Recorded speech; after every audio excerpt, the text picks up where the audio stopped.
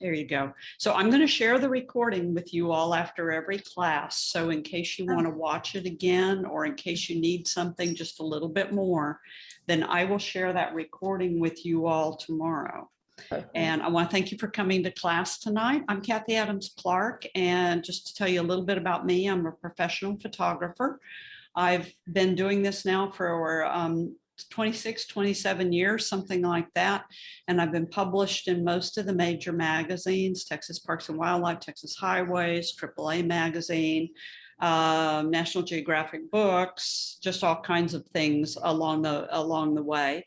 I teach photography. I've been doing this for 25 years. And like all of you all, March 2020, life changed and I started teaching online. And so this has been really nice because I don't have to get in the car and drive across town, and you all don't have to get in the car and drive across town. So this is really nice. My husband, Gary Clark, writes the weekly nature column for the Houston Chronicle. It shows up every Saturday in the star section. We've done that for 22 years.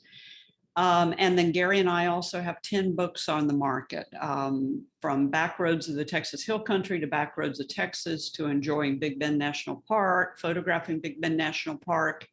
And then Gary's latest book is Book of Texas Birds, and that is about 480 birds in Texas. And then I did all the photography for that. So that gives you a little idea of what I do. Plus I lead workshops. I teach classes like this. I lead workshops, weekend workshops, and then also international photo tours. So if you have a hunkering to travel, I travel with cameras in hand, and so it's a lot of fun.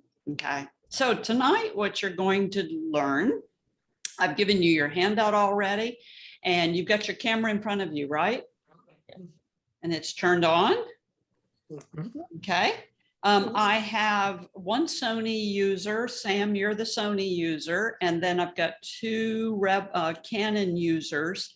Patricia and Suzanne, you all are the Canon users. And then the other, Celeste, Lynette, and Catherine, you all are my Nikon users. So we're not too diverse tonight. And I'll try to be as specific to your camera as I possibly can. First of all, before we get going, everybody hears me well? Yep. Yes. Yep. Okay, good. And I've got this set so that you can ask questions. And so anytime you've got a question as I'm going along, I'll keep us on track. But anytime you've got a question, feel free to ask. Don't just sit there like a bump on a log, because somebody else probably has the same question. And you're here. That's what you're here for. Okay. So feel free to speak up anytime you've got a question. Okay, so what we are going to learn tonight is I am taking you all the way back to the very, very basics of photography. It helps many times to completely erase the slate and start over. Because when I started photographing all those years ago, my father was a good photographer, my grandfather was. I picked up bits and pieces from them, but most of them were wrong by the time I remembered them. So I was remembering things wrong. And so what we're going to do in this class is I'm going to teach you light meter, f-stop, shutter speed, ISO, and how those four components fit together. Because if you can learn light meter, f-stop, shutter speed, and ISO, then when that blue and green macaw flies by you, you don't have to ask him to wait, or you don't have to wish that you could have gotten your camera set. You will know what's the most important thing, which light meter you're using, what f-stop you're using, what shutter speed you're using, or what ISO you're using. Same thing when that lioness raises her head up out of the grass, you're going to know what's the most important thing, f-stop, shutter speed, light meter, or ISO. Which ones of these do you need? Same thing if you encounter something like a tall-masted sailing ship coming through the harbor in Venice, which one is the most important component for you to touch and start working on that's going to give you that photograph? Simple things like the Milky Way. Milky Way is incredibly easy to photograph if you're in a dark enough sky, and it doesn't take a lot of technical skills to be able to photograph it. It's just knowing whether it is your light meter, your f-stop, your shutter speed, or your ISO. or if it's those cute little kids across the table and you just want to grab a shot of them to, you know, remember this, then it is your light meter, your f-stop, your shutter speed, or your ISO, which one again is the most important component to help you get that photo. And then you can start being creative, like the, you know, cars in Cuba, or you can start being creative with the eclipses that we have coming up, or when you can, you know, tackle something that's much more advanced, like the Aurora Borealis in Norway. We're going back to Norway in 2022. Fingers crossed, to photograph the Aurora Borealis again. Or if you want to do something creative, like through the crystal ball. So I've got a whole class just on crystal ball photography, if you want to learn how to do that. So all it takes to do these type of photographs is just knowing your light meter, your f-stop, your shutter speed, and your ISO. And even if it's something as mundane as photographing your dog or your cat around the house, then those 4 components play, because that's the 4 components for every photo that you're going to take. I've got you on the manual mode up on the top, correct? Everybody's on the M mode up on the top. Good. Yeah. Okay. The M mode means that you are now in charge.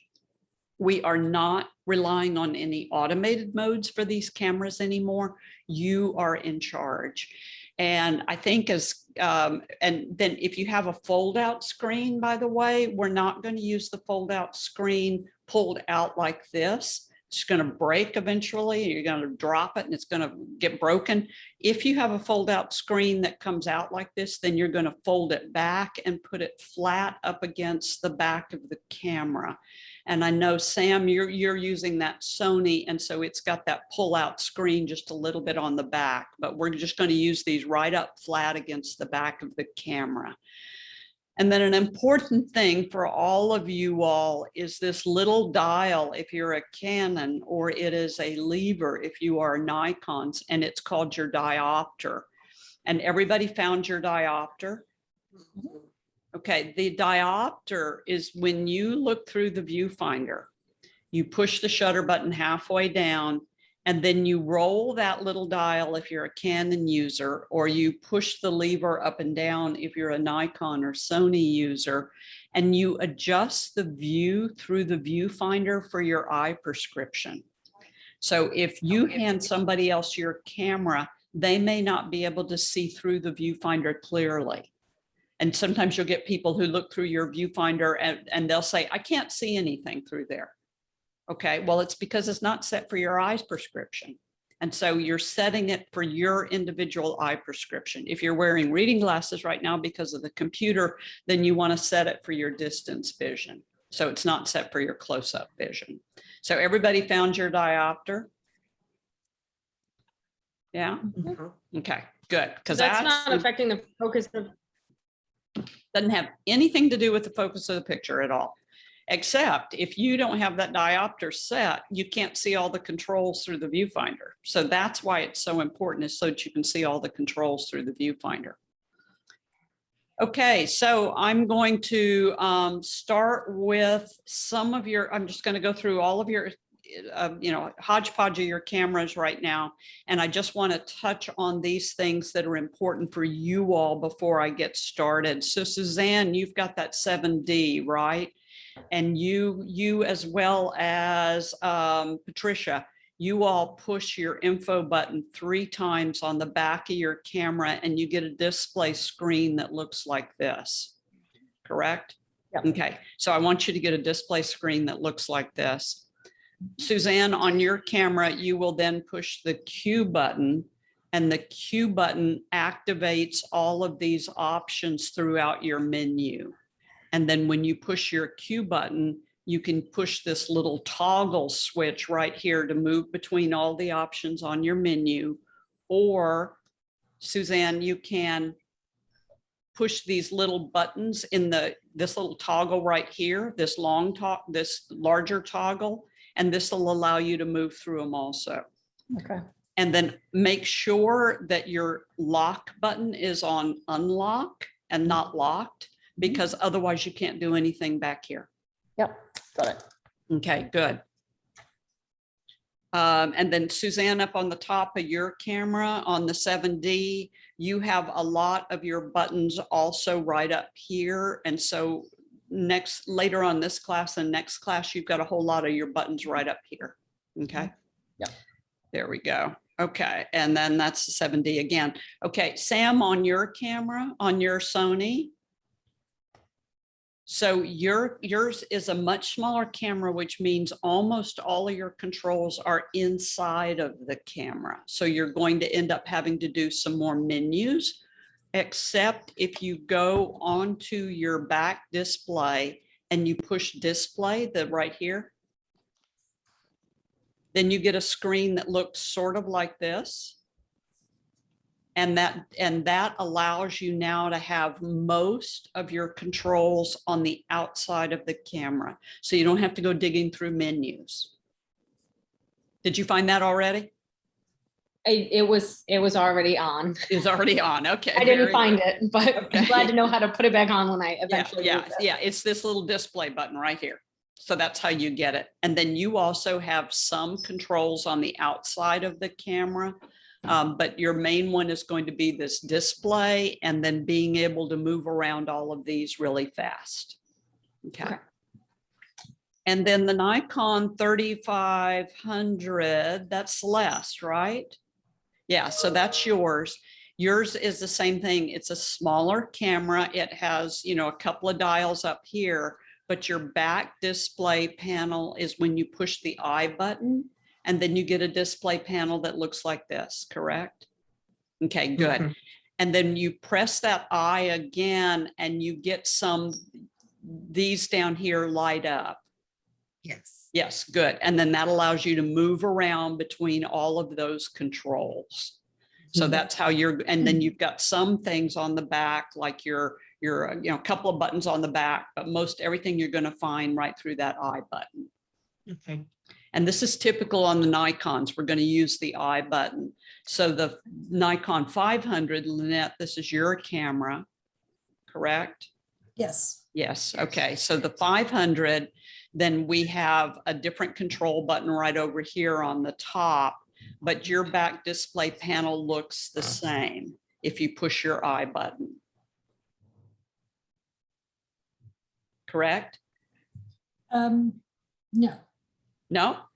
No, it says photo shoot menu bank.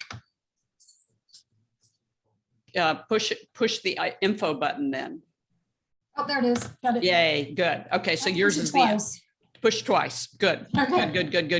Didn't know that. Okay. And then Lynette, because of the way your camera is designed, yours is a little like the 7D in that it has a lot of controls around the top of the case.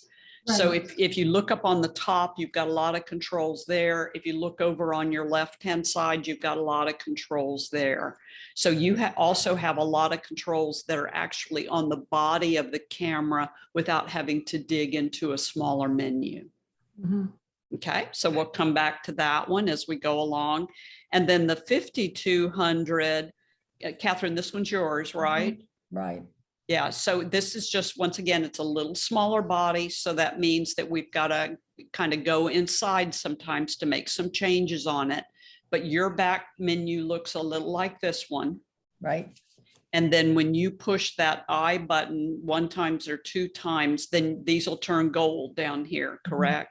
Yes. Okay, super. Okay, so that's how we end up making a lot of the quick changes on these cameras. And you notice each one of them's a little bit different. So you've got to take, responsibility for which one your camera actually does. And then Patricia, you've got the Canon Rebel, one of the original models on that one. And so you're once again going to push your display button right here. And then that allows you to move around on the back display panel of your camera. Correct? Yes, ma'am.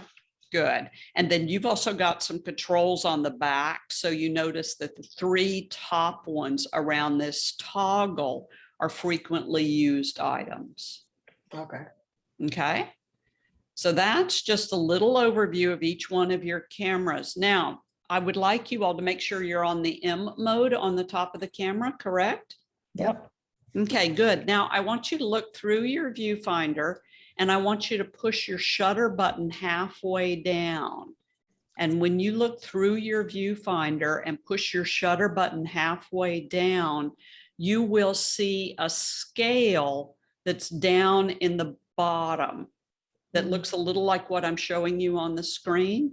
Sam, yours is different. You don't have a scale, you have a -1 or a -2. And Sam, because your camera is small, it's a small camera, Sony camera, you're allowed to look on the back more than through the viewfinder, whichever one's more comfortable for you. But Sam, do you see that little -1, -2 on there? Okay, good. Everybody else see the little scale? Mhm. Yep. Okay, good. And Suzanne, your scale is on the bottom or your scale is over on the right-hand side? It's on the bottom. It's on the bottom. Okay, very good. Okay, so for everybody, this is called your light meter. And this is how your camera is trying to talk to you. And your light meter right now is probably not right in the middle like mine is on the screen that I'm showing you. Is your light meter right now toward the negative side or toward the positive side? It's toward the positive. Yeah, toward the positive? Mine's Mhm. toward the negative. Toward the negative. Okay, Negative, good, yeah. good. That light meter is trying to tell you, it's communicating to your brain and it's saying, if you will put me in the middle, I will give you a properly exposed image, meaning I will give you an image that looks like you want it to look. So that light meter is trying to communicate to you and it's telling you to do something to me because it's showing up either on the negative side or the positive side right now. And it's saying, do something to me and I will give you a perfectly exposed photo. So put your camera down for just a moment because I need to explain to you about the 3 different or maybe 4 different light meters that you have, because all you see is that scale, or Sam, you see that -1, -2, or +1, +2. You don't see what's under the hood. So I need to tell you what's under the hood so that you understand whether you've even got the right light meter set. What a light meter does is it reads the light that's coming in through the front of your lens.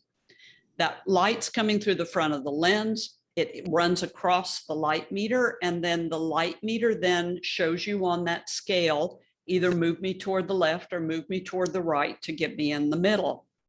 The very first light meter that was developed was a handheld light meter, and my father and grandfather used to hold one of them out when they were taking pictures, and then they would look at it and then they would go back to their cameras and make adjustments. In the 1950s, the engineers were able to put that light meter inside your camera box, so you no longer need one of those handheld light meters. The first light meter that the engineers were able to develop is called a center weighted light meter. And you'll see that I mentioned this on your handout for you. The center weighted light meter reads all the light in the entire frame and simply averages it. So it takes that bright area of the sun in the photo that I'm showing you and that dark area in the lower left-hand corner, and it just averages it together. And then, but what color do we get if we mix white and black paint together? Gray. Gray, you got it. And that's pretty much what a center weighted light meter does. It just averages it. So it takes all the bright areas and all the dark areas and it just kind of averages it all together. And as a result, we don't get anything that looks spectacular. Now, it's called center weighted because it assumes the person that you're taking a picture of is right in the center of your frame. And so that's what a center weighted light meter is. This is the oldest light meter we have. And this is the light meter that no one is putting a lot of technology into. So on your handout, we are not going to use the center weighted light meter because it's the oldest light meter that we have and it is not the most precise. In the 1980s, engineers came up with this new light meter, and this new light meter is called spot if you're a Nikon or a Sony, and it's called partial if you're a Canon user. The spot or the partial light meter only reads the light in that little center spot. It forgets all about the sun. It doesn't think anything about the shady area. It only reads the light right there in that center. So this spot meter really revolutionized the way that lay people like us could photograph. Because if I had a performer in a spotlight on a stage, I could put just that center portion of the frame on them, dial in my f-stop and dial in my shutter speed so that my light meter went in the middle. I'll show you how to do that in just a little bit. And now when I took the picture, only that performer in the spotlight would come out perfectly exposed, and the stage area that was in the dark would not interfere with the exposure. Another way that we could take pictures that was unusual and revolutionary for us back in the 80s when this came out, I'm a bird photographer, and if I photographed a hawk on a branch against a brilliant blue sky, the brilliant blue sky would overexpose everything, and I would end up getting a silhouette of a hawk on a branch. But if I put the spot on the hawk's breast and then balanced my light meter based on what the light meter was seeing on the hawk's breast, then the hawk's breast would come out perfectly exposed and the sky wouldn't interfere with my exposure at all. All the way long time ago, back in those early 80s, when I was working my way through LSU University, I was a baby photographer at Kmart and Walmart in all those little small towns. That's why I know Covington, Louisiana, Sam. And we used to photograph the kids against solid black backgrounds and solid white backgrounds. And what we were doing was we were taking a spot meter and getting the exposure based on the child's face. And so no matter what color that kid's face was, we got a perfectly exposed face, and the background went white or black, depending on what background we were using. So this spot meter allows us to isolate a very, very bright subject or a very, very dark subject against a contrasting dark or light background. But we don't photograph that very often. So we're only going to use this about 1% of the time. So on your handout next to your spot or your partial meter, you can just write down 1% of your time, because we're not going to use it very often. It's there when we need it in those extreme circumstances, but we're not going to use it very often. But the light meter that we are going to use was developed in the 1990s. And all of the camera manufacturers, Canon, Nikon, Sony, are now putting all of their technology into this light meter. And this is called an evaluative light meter for you Canon users. It's called a matrix light meter for you Nikon users, and it's called a segmented for the Sony. And what this light meter does is it reads the light in this section and averages it. And it reads the light in this section and averages it. And it reads the light in this section and averages it, this section and averages it, and this section and averages it. And it averages inside those sections. But this is what it does in Patricia's camera, because you're working with a little bit older camera, Patricia. Patricia only has 5 segments. But those of you with newer cameras, we're now reading 64 different segments. And some of the newer cameras even know that this segment has a bright object in it and this segment has a dark object in it. So depending on what kind of camera you're using, this matrix or evaluative or segmented light meter is incredibly advanced and is giving us a better exposure every single time that these cameras manufacturers come out with a new camera. So we're going to use our evaluative or matrix or segmented light meter 99% of the time. So that's where I want you all set now. So if you look on the back of your camera, on the back display panel, your light meter is, if you're a Canon user, it's a rectangle with a parentheses and a dot in the middle of it. And Nikon and Sony, it's a rectangle with 5 segments in it. So do y'all see that one on the back of the camera? No. Everybody see on the back of the camera? No, I can't. It's Suzanne here. Yeah, Suzanne, you see it? No, I don't. I think it's on the back of your camera. It's on, you're on the 7D, right? It's Yeah. on about the 3rd line of your display panel on the back. It's a Okay. rectangle with a parentheses and a dot in the middle of it.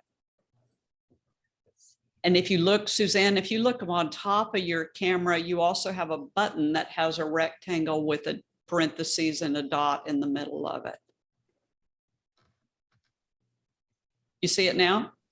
I think it's your second or third button on the top. See those little tiny buttons up on the top? Yeah. Yeah. So I got a WB, a drive AF, ISO, and then a little bulb. And, oh, okay. And so no little, so they don't have it on the top of that one. Everybody else see your little rectangle with the 5 segments in it? Yeah. It's actually a square. Square. Yeah. With the 5 segments in it. Yeah, it's got a circle. Yeah, Yeah. it's got 5 segments. Okay. Good, good, good, good, good. Okay. Everybody else? It's like a circle with 4 on the outside. Is that right? Yeah, it's got a little dot in the middle and then it has some little things on the outside of it. Yeah. Yeah. Everybody else got it? I only see a rectangle with parentheses. I don't see a dot in it. Okay, so rectangle with parentheses and Celeste, you're on a Nikon though, right? Right. So yours is a rectangle or a square and it has 5 segments inside of it. Let's see the 5 segments. Really sure. It's got 5 segments inside. It's got 4 segments and a dot in the middle of it.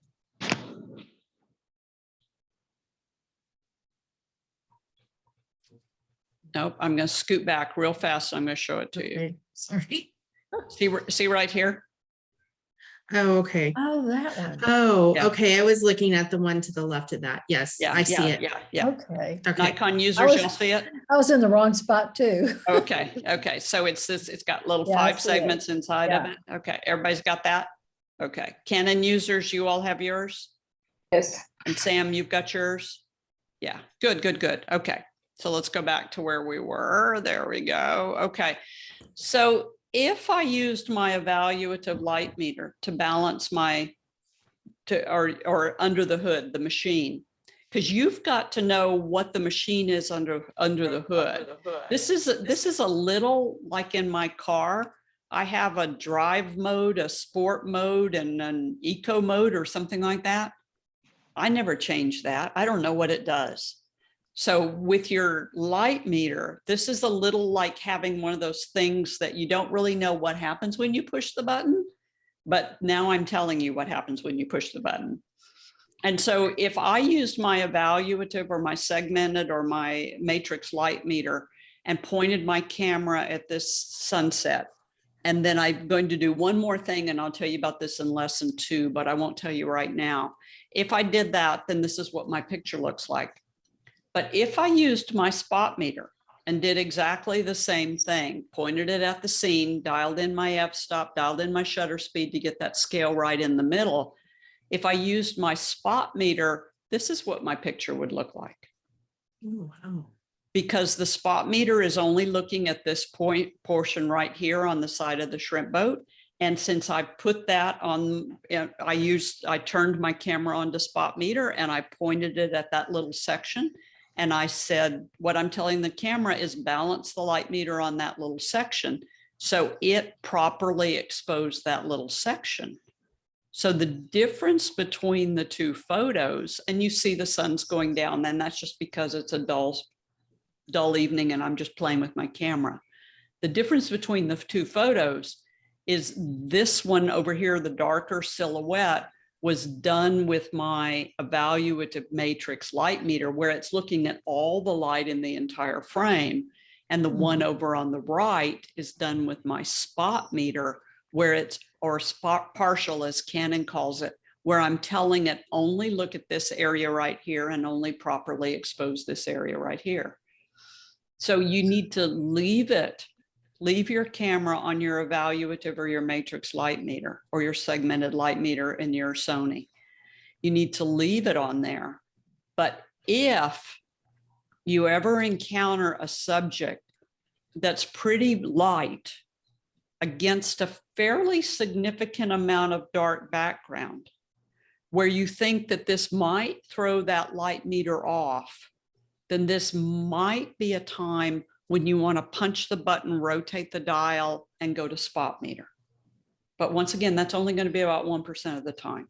So you're not going to encounter it very often, but just in case, or if you do happen to be photographing performers under spotlights a lot on a dark stage, then you would definitely use it. But this is the time when you would use your spot if you're a Nikon, or you would use your partial if you're a Canon user on your light meter, okay? But otherwise, we're not going to push that button. Everybody okay with that one? Okay. Now we have to put that scale right in the middle. So you all have all got your evaluative or your matrix or your segmented light meter set. And so now we're going to put that scale right in the middle. Let me explain to you the first number, the first component that we might use to put that scale in the middle. And this is called your f-stop, okay? F-stop. So if you look at this photograph of this malachite butterfly, you see how the malachite butterfly is in focus.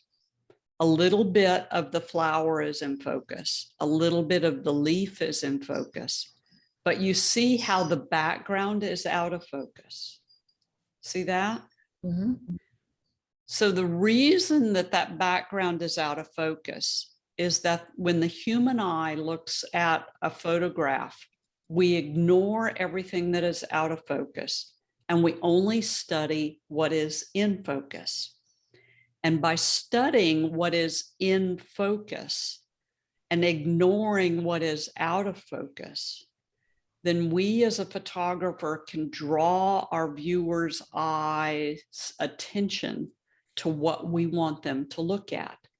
And we can draw them away from what we don't want them to look at. So looking back in the back at that tan stuff, what do you think that is? Anybody want to guess? A wall? A wall? Yeah. Yeah. Anybody else? Could No. be anything. Could be anything. And you see how it's not important, is it? It's not important what it is to the photograph. It's gravel in a parking lot. But if I let you see that gravel in the parking lot and you happen to have recently been searching for gravel, you would now look at that and you'd say, that's the gravel I want. Exactly. That's exactly what I was looking for. And I have completely lost you and you are no longer looking at my photograph. You are back shopping for gravel. So if I show people anything that is not important in the photograph, then there's a possibility they're going to get distracted. So we can blur certain areas of the photograph with what's called our f-stop. So our f-stop blurs the background or else lets the viewer see the background. Now, I know you have a piece of paper in front of you, so I want you to flip it over and I want you to draw out this chart, if you would please, because we're going to use this as we're talking throughout the evening. Give yourself a lot of room down here on the bottom to write and give yourself a lot of room over here on the left to write.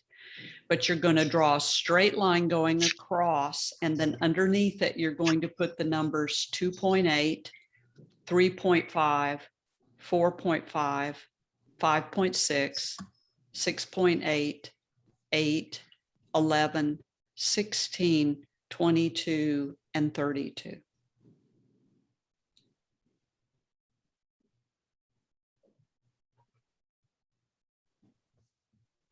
And then over on the left, straight line going up, and we're going to put 500, 250, 125, 60, 30, 15, 8, 4, 0.3 with 2 quotation marks, or quotation marks. Sorry, that was redundant, wasn't that? And then 2 with quotation marks, and then the word bulb.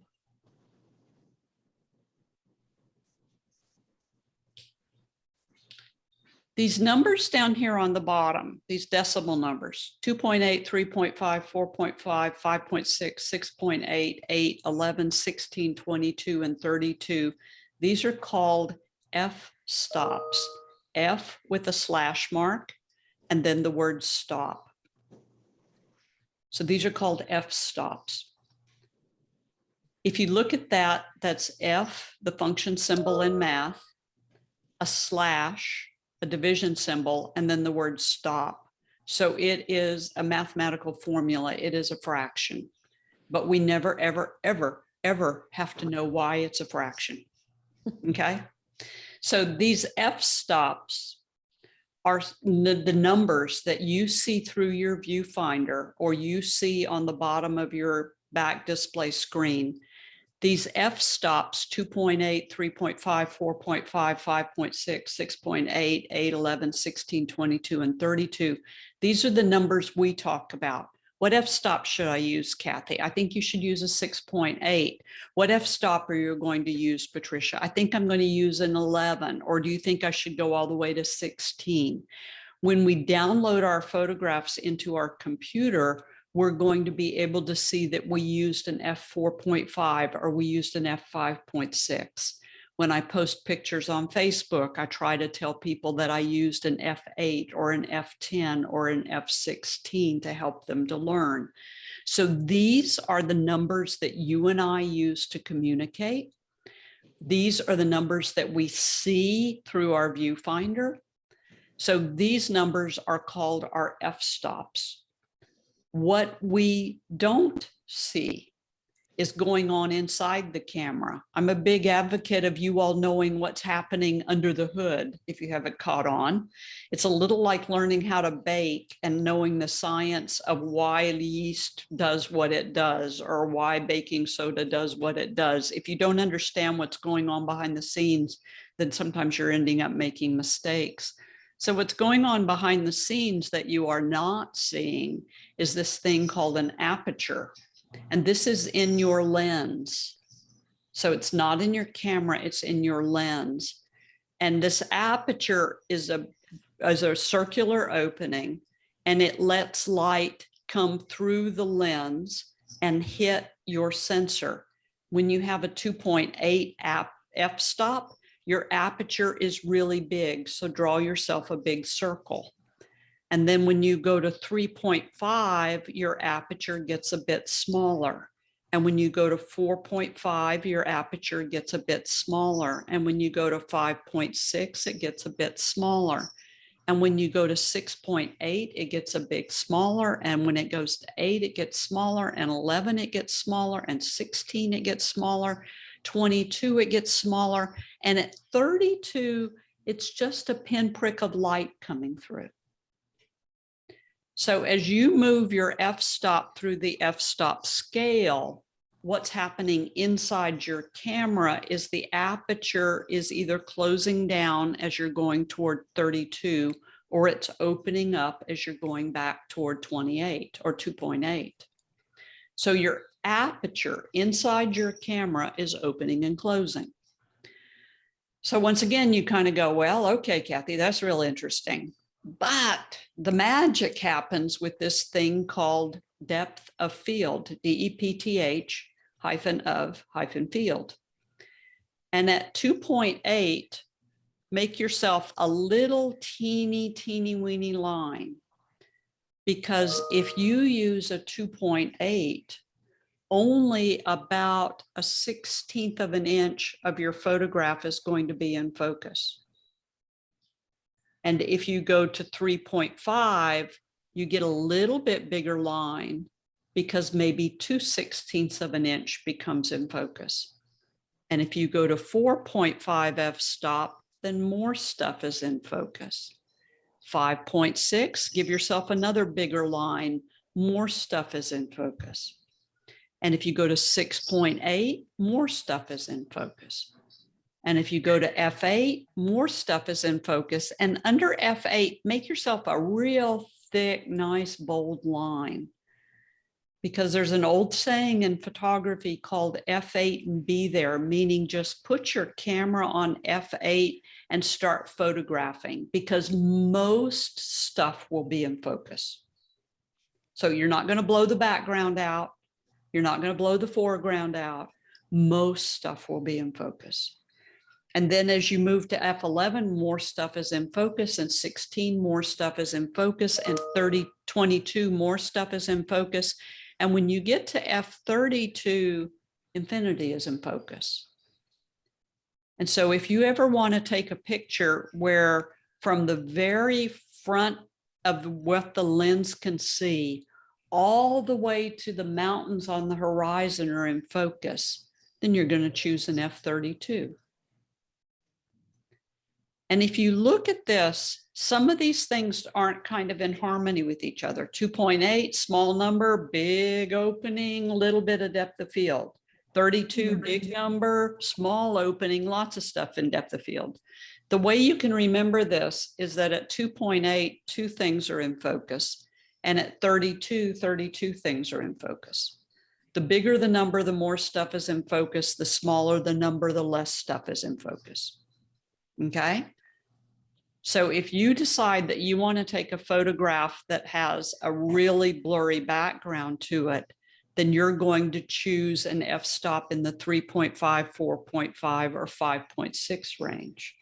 If you want to take a landscape photograph where everything's in focus, you're going to choose an f-stop in the 22 or 32 range. If you want a photograph where most stuff is in focus, then you're going to choose something like an 8. And so the f-stop you choose determines artistically how much depth of field you're going to be able to see in your photograph. You cannot see this through the viewfinder. So this is something that you just have to kind of instinctually know. So it's just one of those things that you have to learn. So your f-stops determine how much light is coming through the aperture and how much depth of field we have. Holding on? Mhm. Yeah, So Kathy, a question. sure. When you take a picture that's in the lower f-stop, Uh-huh. when you look at and play back the picture, would you then see that it's captured the blur? Exactly. Okay. Exactly. You would then see it there. Yes. Or if you played it back at your 22 or 32, you would be able to blow it up to make sure that my foreground really was in focus and my background really is in focus also. So you can see this after you take the picture. And if you need to retake it, you can always retake it. Yeah. Okay. Y'all good with that? Mm. Yeah. Okay. Yeah. So in a photograph like this, I want the statue's face in focus. And so what f-stop would I use? What do you think I used? Say a 4. Like 4.5, yeah. Yeah, 4, 4.5, 5.6, somewhere in that range, exactly. But if there were a butterfly on her finger and I wanted to get the butterfly plus her face, I would probably have to go to my 8 or my 11 or even my 16 to get all of that in focus. And then you notice now the background is nice and soft. But if I wanted you to see the butterfly plus her face, then that background would probably also get more detail in it. So it's a trade-off. You know, I can't always make this precise like I would want it to, unless we were in a studio. Also, the further the background is away from your subject, the more you're going to be able to blow it out of focus. the closer your background is to your subject, the harder it is going to be to blow it out of focus. So we as photographers often jostle around for angles. So in this photograph with this little girl, she's about 2 years old. I have gotten down low, so I'm on eye level with her. And then I've positioned myself in a different direction to make the background further away from her. So you all see that there's a background there. What's in the background? Plants and pots. Looks like a plant. Plants and pots, exactly. But I'm not showing them to you because they are not important. What's important is her and her little face. That's what's important.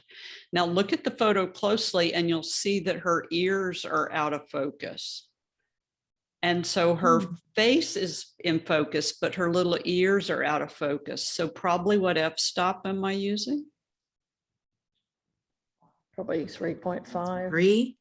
Yeah, yeah. So I'm down probably about the 3.5 or the 4 at this point, and then focused on her face.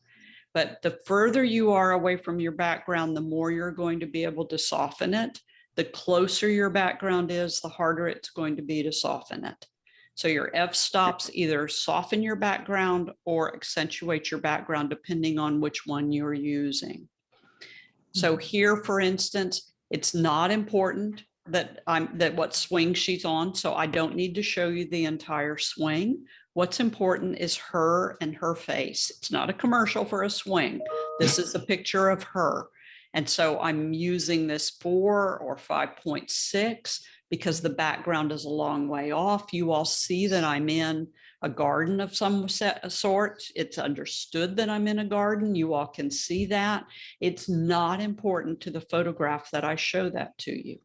What's important is her and her little face. That's what's important. And so when we're designing our photograph, we're trying to eliminate any elements that aren't important to the photograph. And you see in this case, even the chain is slightly out of focus. So this is done with a 4 or a 5.6 in that range. So your f4 creates a photograph that looks like this. But your f22 creates a photograph that looks like this. But your 4 is one type of photograph. Your 22 is another type of photograph. And you notice that the light is exactly the same in each one of these. That means that I'm balancing the light meter in each one of them. But you see that each one of them conveys something different. So the simple f22 or the simple f4, it all depends on what you're trying to communicate, which f-stop you use. So this is your choice, which f-stop you're going to use. So f4 with the crystal ball and the bullfighting ring in Ronda, Spain, or f22. So it's all what you're trying to communicate to the viewer, f4 or f22. So it's all what you're trying to communicate through your photographs with your viewer, which f-stop you choose. Whoops, sorry. There we go. Back here. Okay, so pick your camera up. Now we're going to change your f-stops. So we're going to divide because some of you all have 2 dials, one on the front for your forefinger and one on the back for your thumb. So some of you all have 2 dials. Canon, you're going to have a big dial on the back. Suzanne, you've got that. And then Nikon, you have 1 dial with your finger and 1 dial with your thumb. So those are 2 dial cameras. So how many of you all have 2 dials, either a big one on the back, either a big one on the back or one up at the top and one on your forefinger? How many of you all have 2 dials? Suzanne's got 2 dials. Good, good. Lynette, you've got 2 dials. Anybody else with 2 dials? No, everybody else just 1 dial. Okay. I just have fun. So the 2 dial cameras, rotate one of the dials and you'll see that it changes your f-stops. So Suzanne, yours is that big dial in the back of the camera. Okay. Now you 1 dial cameras, push and hold the plus minus button. So 1-dial cameras, you all have now 2-dial cameras. Do not listen to me for this one. Okay. This is only 1-dial cameras. So 1-dial cameras, if you have a dial Nikon in the back or Canon, you have a dial in the front. So Patricia, if you look on the back of your camera in the center, right at the corner of your display panel, you will see that there's a plus minus button with the letters AV next to it. You notice that one? Maybe, yes. Yeah, push that and hold that and rotate the dial and your f-stop will change. Okay. Anybody else, push and hold your plus minus button and rotate the dial and you'll see that your f-stop changes, but not 2-dial cameras, okay? Just 1-dial cameras. You see that your f-stops are changing? Yes. I have a question. Yes, So does, so I have the Nikon yeah, on 3500. yeah. Does it only go down to 5.6? Hold your question for just a moment. Okay, so everybody's got your f-stop changing, right? Yeah. Yes, okay. Now what I want you to do is zoom your lens back, all the way back. So take your lens and zoom it all the way to where it's at its widest point. And now I want you to rotate your f-stop dial. Remember, some of you are pushing and rotating at the same time. And when you zoom your lens all the way back, what's the smallest f-stop you can get? When you say all the way back, do you mean like you could see really far away or not far away? No, not far away. I want you Not to, far come, away. yeah, I want you to get your widest view. Yes. Okay. Okay, so when you get your widest view and you push that f-stop and rotate the dial, what's your smallest f-stop number? 3.5. 3.5, good.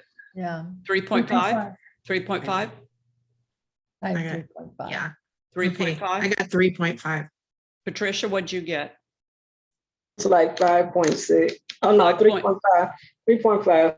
3.5, good. Everybody got 3.5. That's amazing. That's amazing.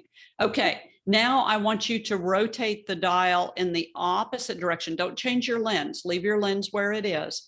Rotate the dial in the opposite direction. And what's the biggest f-stop you can get? 22. 22, 22. 22, 22. 22, 22. 22, good. Yep, 22. 22.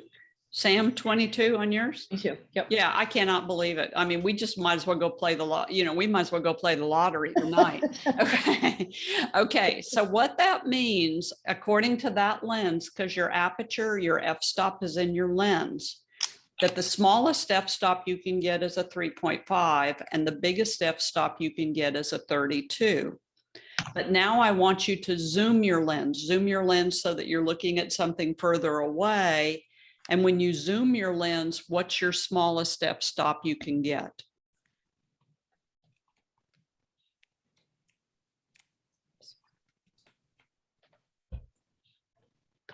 Eight. 5.6. 5.6, Yeah, 5.6. 5.6, Mm-hmm. 5.6. Yes, Yep, 5.6. good. Same thing, Patricia? Yep. Yep. Okay. Now, what's the biggest number you can get? 36. 36. 36. Oh, I'm the odd man out. I got 32. 32. Okay. It's all based on your lens. This is all based on your lens. Patricia, what's the biggest f-stop you can get when you're zoomed out? 36. 36. Yeah. This is all based on your lens. So if you have other lenses, don't change them now. But if you have other lenses, then you test them, then you'll see that you've got a different scale also. Now go ahead and zoom all the way back in. So get your widest field of view, just zoom all the way back in and put your f-stop back at 5.6, if you would, please.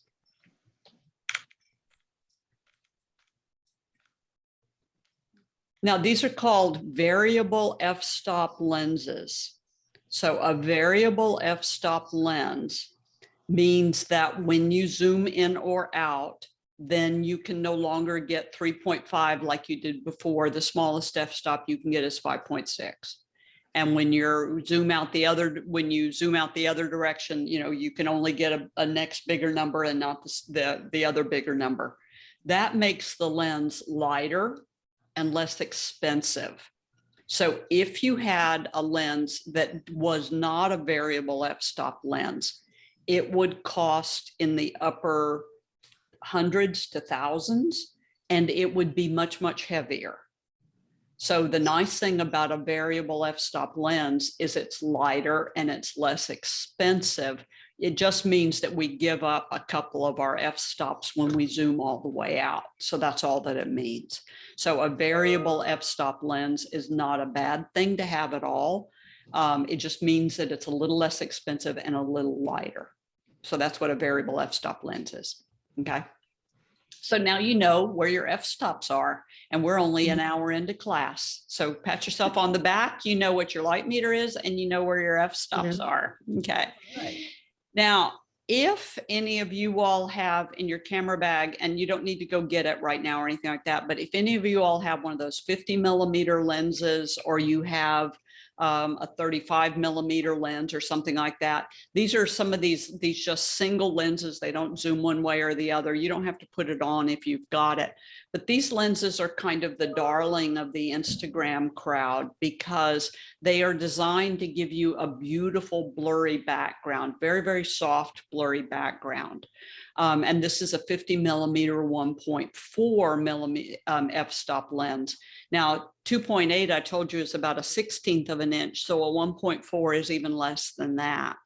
And this is Socks. He doesn't like having his picture taken, but he's the only one in the office many times. And so he just gets his picture taken. That's all it is for it. It is to it. But if you're a cat lover, you know how small a cat's nose is. And if you notice in this photograph, his nose is in focus. And then that one eye is in focus, but then the rest of his head and the back of his head is out of focus. So you can see that shallow depth of field that this 1.4 lens would have. It took me nearly 50 photographs to get one where his eye and nose were in focus. Mhm. Because as he's moving and I'm moving, that 16th of an inch depth of field, we're talking about, this much area that's in focus is just fluctuating as I'm moving and as he's moving. And so that's why we don't shoot these lenses on their 1.4s. We shoot them still on their 4s or their 5.6s because they are designed in their glass to give us this beautiful pure black background. So even though it comes with a 1.4, that doesn't necessarily mean we're going to shoot it with a 1.4. So just as, yeah. How do you know that it's a 1.4? It says it on it. It does? Yeah. So your lens says on it that it's a so-and-so and so-and-so 3.5 to 5.6. Yeah. Yeah. You see that? Uh-huh. And so when you looked on one of these lenses, it would say it was a 1.4. Oh, I'm gonna have to look at that later. Yeah. Yeah. That's what those numbers mean. Yes. Okay. Yeah. And then you see your range of zoom on your lens as well. So if you look at this photograph, what f-stop am I using? Probably a high one. So what you think? 16 or 22. Maybe Exactly. 22. Yeah. Exactly. Does everybody see that? Yeah. Yeah, you see that I'm seeing everything in this picture from the very snag up here, moss colored snag in the lower right-hand corner, all the way back to the back. I'm seeing everything in focus. Now the water's not in focus, but this is the first of my optical illusions. So I'll explain this to you in just a second, because photographers like to play a lot with optical illusions. But this is an instance where I would use my 22 or my 32. And so in my case, I'm going to use an f32 on this one for the lens that I have. Now that we've determined what f-stop we need, and you all, it's nice. You all can look at a photograph now and at least guess what f-stop I'm using. So you're doing well. So now that we've determined what f-stop I'm going to use, now we've got to balance the light meter. And I'm going to balance the light meter now with the second component. And this is my shutter speeds. So let's go back to that little chart that I showed you before, that you all drew before. Okay. So your f-stops determine how much is in focus and how much is not in focus. Your shutter speed determines how much movement we stop or how much movement we blur, how much we stop or how much we blur movement. Shutter speeds are inside your camera. So inside your camera, whether you change out another lens or not, inside your camera, you have the shutter that is opening and closing to let the light come through the lens and hit the sensor. So your shutter is opening and closing, and that is inside your camera. So your shutter speeds are in your camera. If you would pick up your camera. And now I don't want you to push the plus minus button. And those of you that have a 2-dial camera, I want you to rotate the other dial. Everybody else just rotate that main dial without holding the plus minus button down.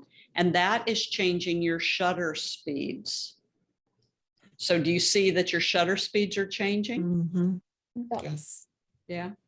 Sam, is this working on your camera? Yeah, is it supposed to be getting brighter and darker as I change the shutter It will speed? on your camera, yes. Okay. Yeah, yeah, Great. because you have, And yes, it's yeah, working. because you have what you see is what you get on your camera. Yes, yes. Okay, so if you, But I'm not seeing mine. huh? Mine's not changing. Yours is not changing, Lynette. Which camera? D500. You're the D500. Okay, so you have your front dial on the front, right? Yes. And you have a back dial, or you just have a front dial? No, I have a front and back. Okay, so rotate the other dial. Okay. One changes your f-stop and one The changes your front is shutter. the f-stop, and then, oh, okay, I see it. Yay. But it doesn't say shutter speed on it. It just Nope. says number. Nope, doesn't say shutter speed on it. Doesn't, Oh, that's just like not right. Okay. doesn't tell you what it is. It just says, Okay. it just has it. Okay, what's the fastest shutter speed you can go? Can you go to 8,000 or 4,000 or 2,000? What's the fastest shutter speed you can go to?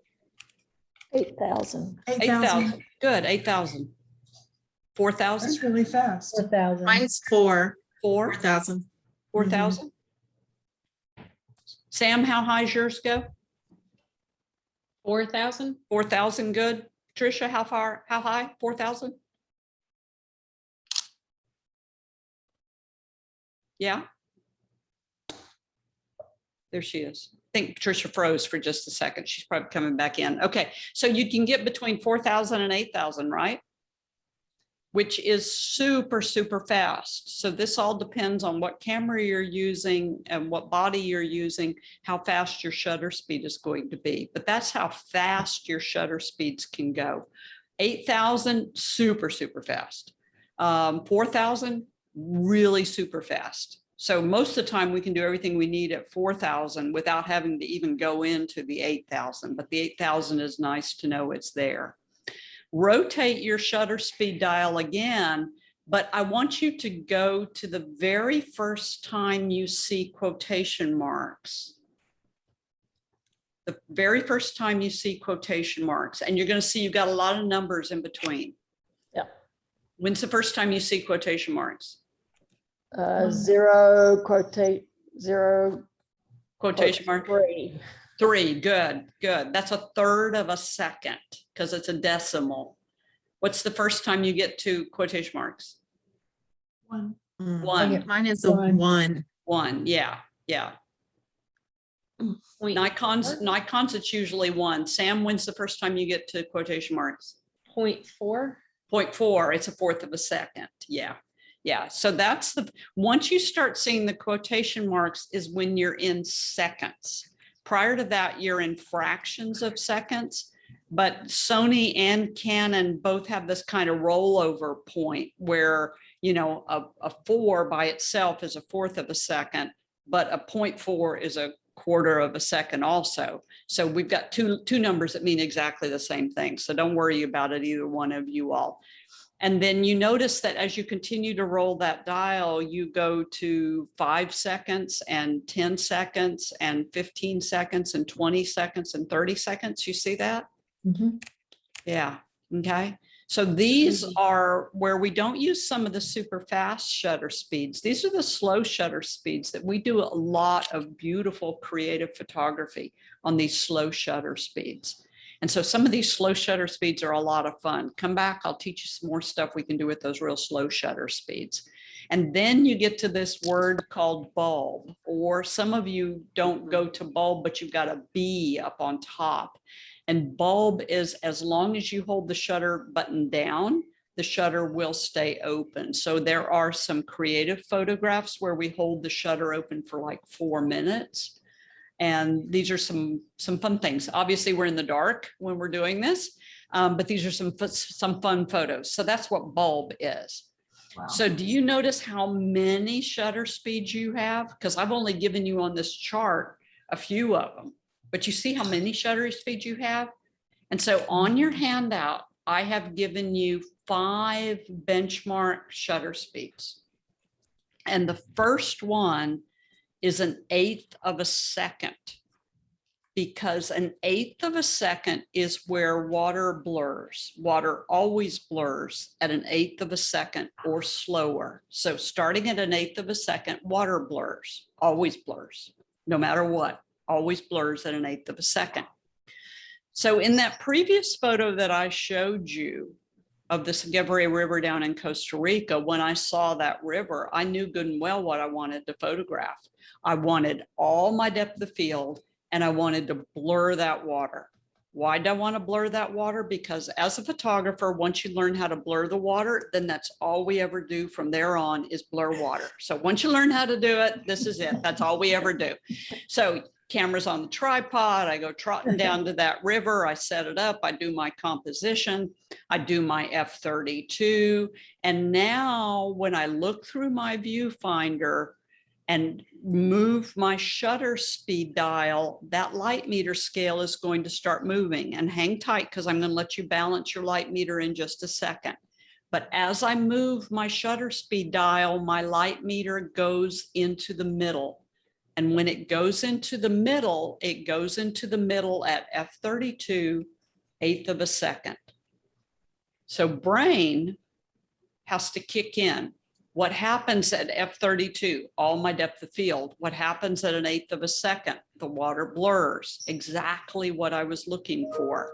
For that moment in time with that light at that instance, I could balance with these 2 numbers. And so now my brain kicks in and says, okay, so your photograph is going to have all your depth of field, and your photograph is going to have your blurry water. So my light meter balances at 1/8 of a second shutter speed, and my f-stop at f/32, right where that star is. And so bingo, focus, click, shutter opens, shutter closes. And when I look at my photograph, my water is all blurred. But which one of you could only go to f/22? I can. Yeah, so Catherine, your lens only lets you go to f/22. Mhm. So assuming we're standing next to each other, assuming we're getting the exact same field of view, and assuming, you know, that all of our pictures are going to be exactly alike, you're going to say, well, wait a second, I can't go to f/32. I don't have f/32. So you're going to be able to balance your light meter at f/22, 1/15 of a second, because your aperture is a little bit more open than mine. And so as a result, you're going to have to get a little faster shutter speed than mine.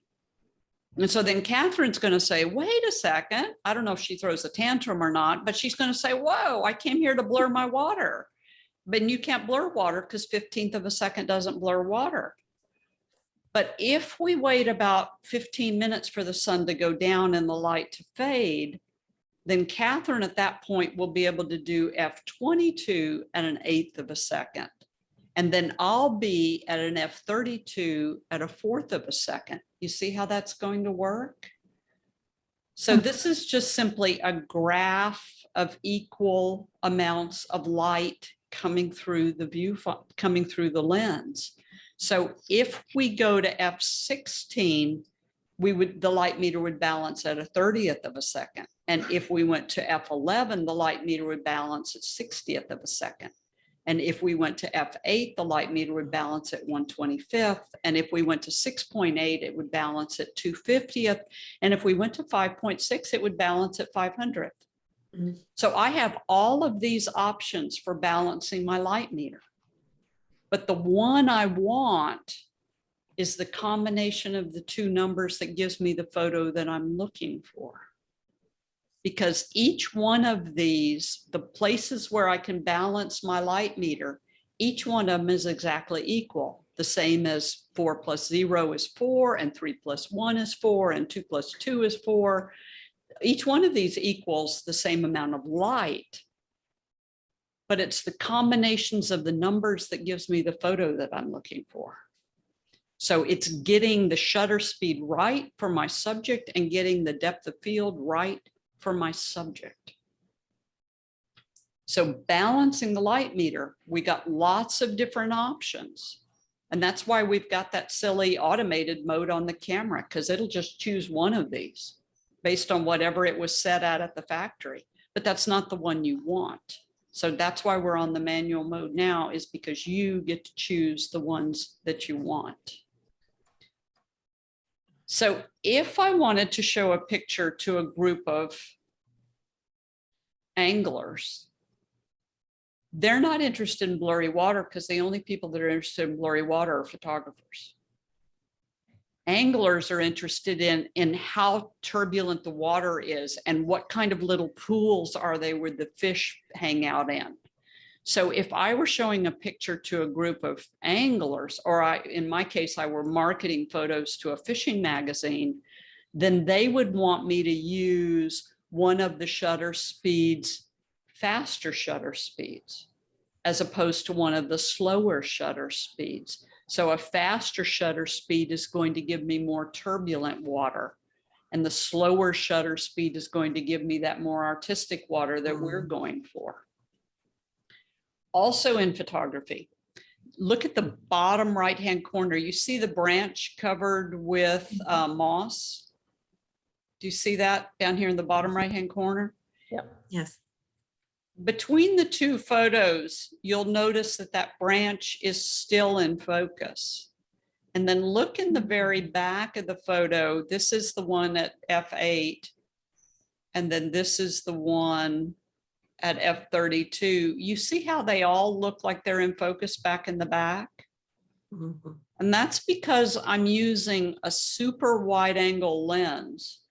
That's a tool landscape photographers use so that we can change our f-stops and you all don't notice it as much. So sometimes in photography, it's also based on the tool that we are using. So we have to know why this is why I always say that your lenses are tools. You don't just go out and buy a lens because it has a wrench because it has a pink handle or a blue handle. You buy a wrench because it's going to do the job. So a lens is designed to do a specific thing. And these super wide angle lenses that we use in landscape photography, we can change the f-stop without it being as noticeable.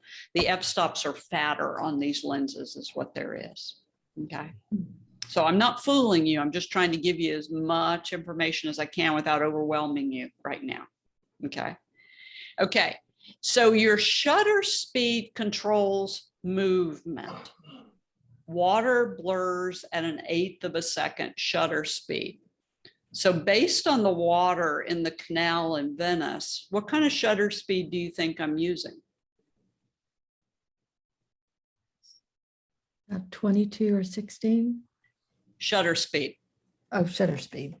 So probably a higher number. like- Right. Because everybody's blurred. What, Celeste? 30? Well, the water's blurred. Where's water blur?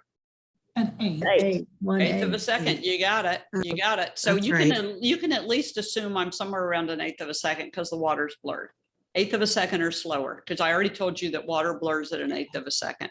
So anytime you see blurry water, then you know it's 1/8 of a second or slower. Now you notice also that the people are blurred. See the people Yeah. over here? So the Mhm. people are also blurred. And then you notice that the man with the little bag in his hand, he's sitting and he's looking at something in that window. And so he's not as blurred. Same as this woman standing right here. So this guy with the bag in his hand, he's not as blurred. But otherwise, because you see that? Mhm. Yes. Yeah, you see him? Mhm. So all the other people are blurred because they're moving. So if nothing's moving, then that's staying pretty still. The buildings obviously are pretty still, so because they're not moving. But if you want to see the gondolas in the water, then we're going to have to use a fast enough shutter speed to stop the gondolas. So notice the guy with the white bag in his hand. You Yeah. see that? So if the shutter speed is too slow, the gondolas just disappear into the photograph. It's called ghost photography. We love doing it. So if you want something to disappear, if we use a long enough shutter speed, it'll disappear on us. But if you want to see the gondolas, then you're going to need to have a fast enough shutter speed to stop the gondolas. So when you're looking at those two numbers, you've got to take into account everything in your photograph that's moving or not moving, whether or not we're going to freeze it. And what happened with me in Venice is I set the tripod up on one of those bridges and I was at F32 and I took the picture and the gondolas disappeared. And I said, oh my gosh, this is a teaching moment. Speed that shutter speed up, get those gondolas, you know? So if we don't use a fast enough shutter speed, my gondolas disappear.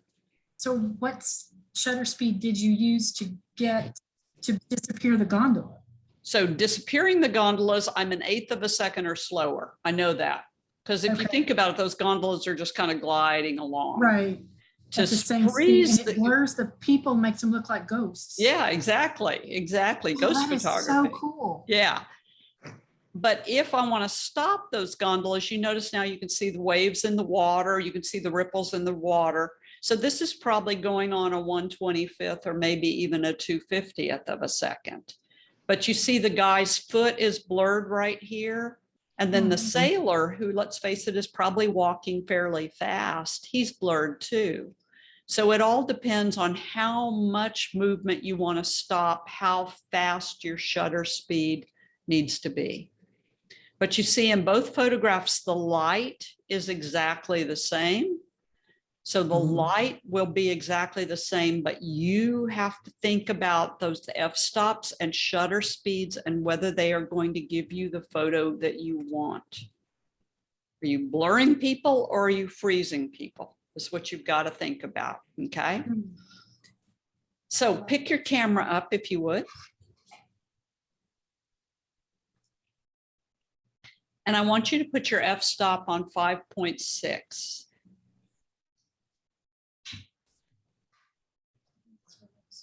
Okay. Put your f-stop on 5.6. And now with your f-stop on 5.6, point your camera at a bright area, a lamp or a window or whatever you want to. I think it's dark for everybody, but point your camera at a lamp. And with your camera facing that lamp, on that lamp, everybody put your eye up to the viewfinder except Sam. Sam, you get to look on the back if it's more comfortable for you, okay? Because that camera's so small.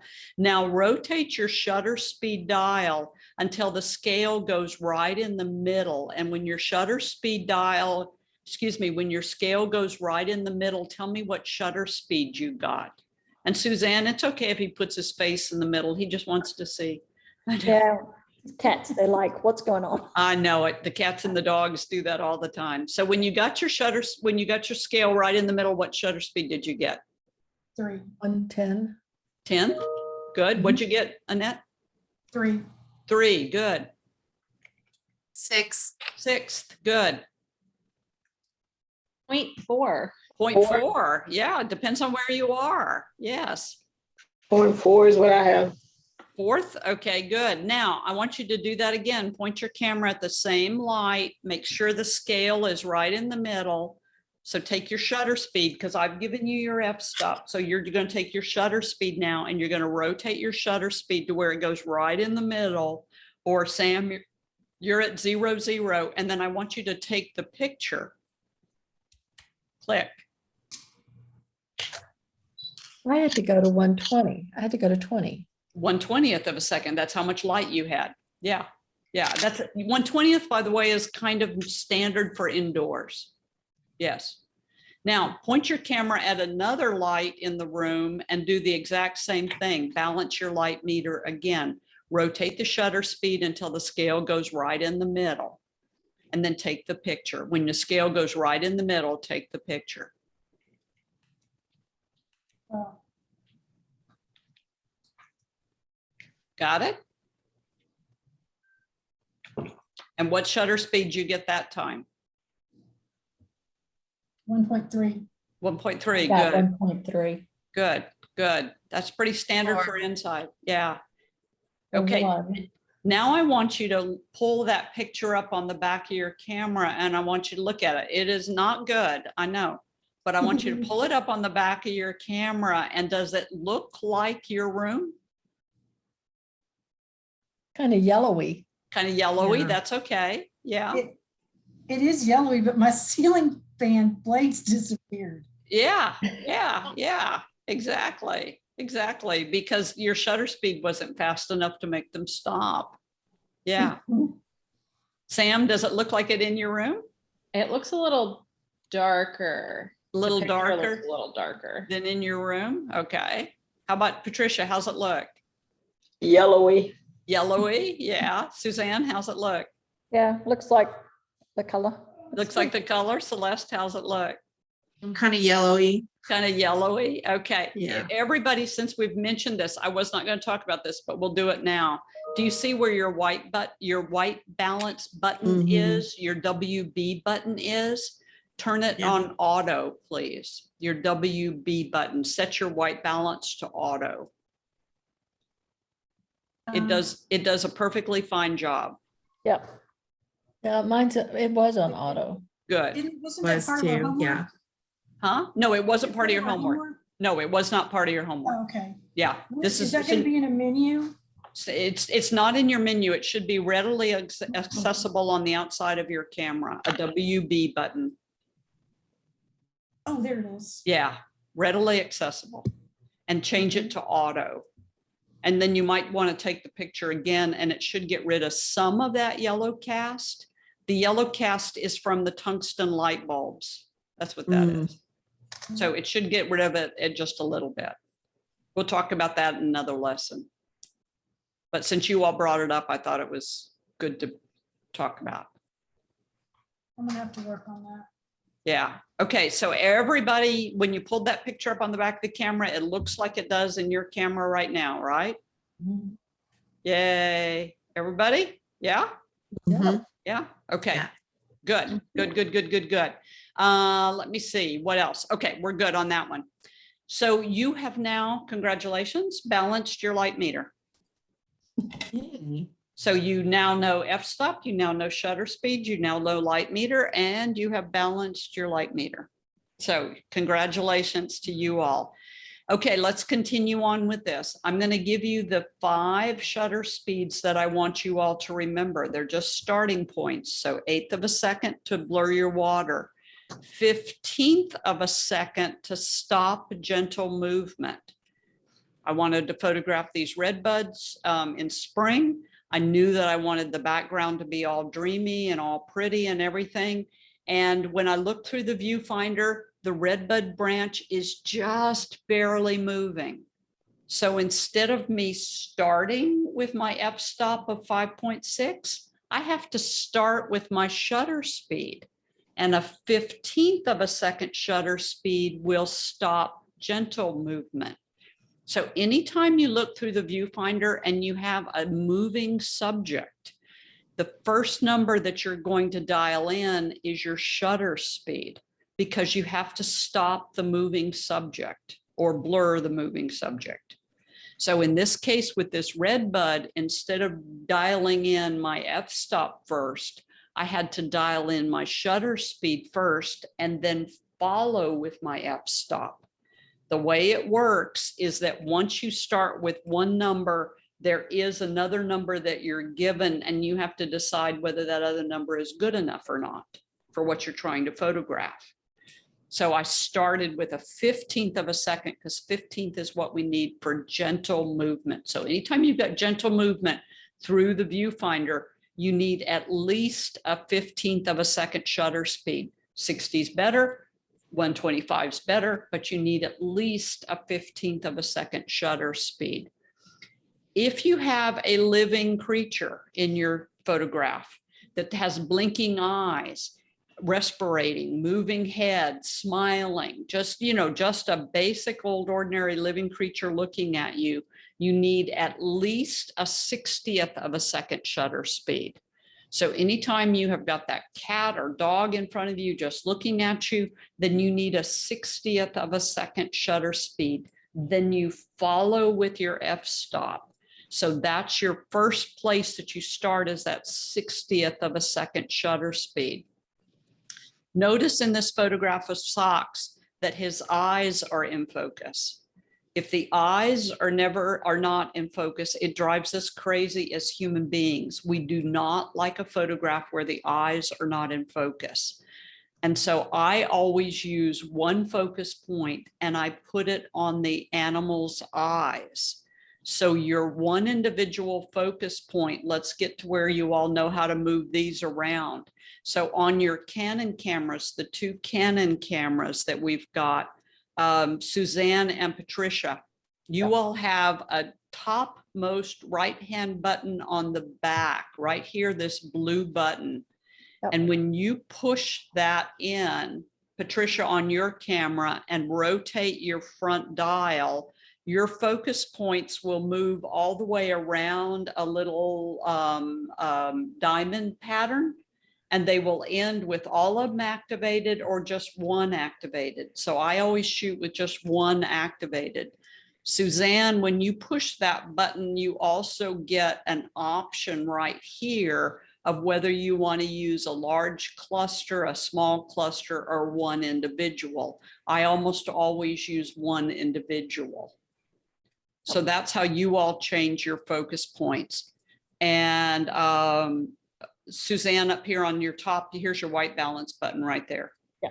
Yeah, okay.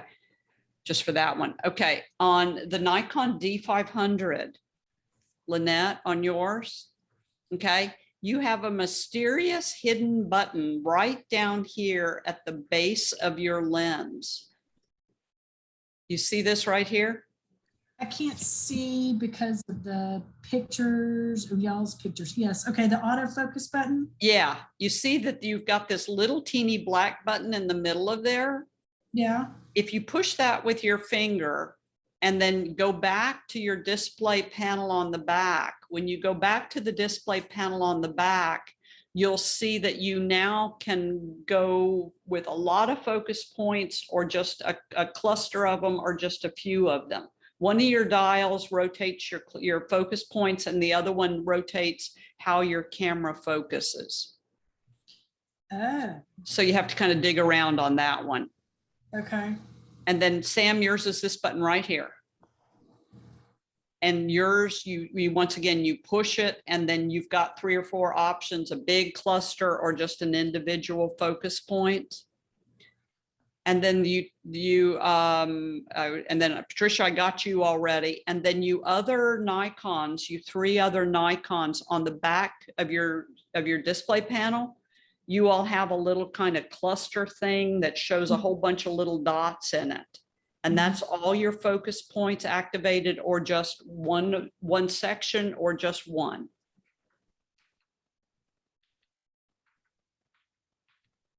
Right? Right. Good, good, good, good, good, good. Okay, so what this means is that you become a master of pushing that button. In my case, I'm a Canon user, pushing that top right-hand button, rotating my dial to get me to one focus point, and then moving that focus point around on the back with my toggle switch. So you have to figure out how to move these focus points. Once you've got one going, how do you move it? Sam, I think on yours, you can also move it with your touch screen. So it should be helpful for you because once again, the camera is a little on the small side. But where this becomes important is in a situation like this lioness, when we're photographing her, she's lying down in the grass. And my guide tells me as soon as she hears the male, she's going to raise her head up. She's going to look around for the male and she's going to walk off. So this tells me I don't want all my focus points activated because they're going to get stuck on the grass and I'm going to lose the shot. I want one focus point activated. So through my viewfinder, looking at the top of her head where I can't even see her eyeball yet, I activate a focus point up here on top. And then when she actually hears that lion roar, she raises her head up and I just reposition my camera so that my focus point is right there on her eyeball. So I have anticipated in advance where my subject is going to be, and I've anticipated in advance where I'm going to need my focus point to be. So you have to end up being a master of this because you have to move pretty fast sometimes. So it's just one of those things you got to work on. But by putting that individual focus point in interesting places, up on the man's face in the parade, not right in the middle, but up on the man's face, it makes my photos look more interesting. And you'll notice this once you pay attention to it. Somebody who photographed a member of my family's wedding used the center focus point on every single photograph, and it gets really boring after a while once you notice it. So, you know, we've got these focus points we can move all over the place. Some of you all have got 50, 60 focus points you can move. And this is wonderful because we can put this focus point wherever we want it to be throughout the frame. So focus point up on the top here to get the man's face in focus. We don't want his hand to be in focus. We want his eyes to be in focus. So if we use the whole cluster, his hand would have grabbed the focus. And then my next shutter speed, 1/25 of a second for somebody walking, or in this case, riding a horse in a parade, 1/25 of a second. 250th of a second for a little kid on a swing, not a big kid on a swing, little kid on a swing. And then making sure that I've got that 250th of a second shutter speed already set so that that's going to stop him on that swing. And then I can just push him with my hand, put my camera up to my face, keep that focus point right on his face, click, click, click, click, click, put my hand back, swing him again, hand back on my camera, click, click, click, click, click.